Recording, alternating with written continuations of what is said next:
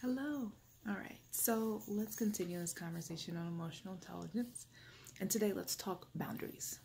So when I bring up boundaries, what do you think? You think limits. It's literally the division between one territory and another. Okay. And so when you think of boundaries, particularly you think of relationships. So you think, oh, I'm not letting somebody over after 9 o'clock. I'm not letting someone speak to me in a certain way, which are all well and good. But a lot of times we have a lot of rules and things that we pick up from the people in our lives, family, friends, media. Like, okay, well, that's a boundary that I need to have. However, true boundaries are rooted in self-awareness, which we spoke about yesterday. You have to know who you are, where you start, where you end, and where another begins in order for you to define what it is that you are willing to allow someone else to impede upon when it comes to you.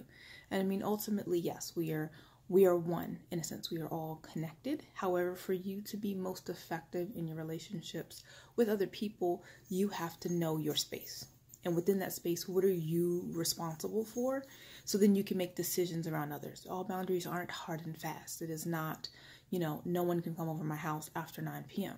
Maybe in some cases you choose to allow someone in a particular circumstance to do that. But you have to know yourself. You have to know your situation. Where are you? What are you able and what are you willing to give? And then that way when you're interacting with others, you're giving from a place of 100% choice. And therefore you can be the cheerful giver, as stated in the Bible, when you are choosing to interact with another person versus the resentment that crops up from you doing all these things you feel you must, or someone essentially forced you to do, but really there was this sort of lack of self-awareness around what I will tolerate and what I will not, based on who I am and what I want. Conversation continues. See you next time.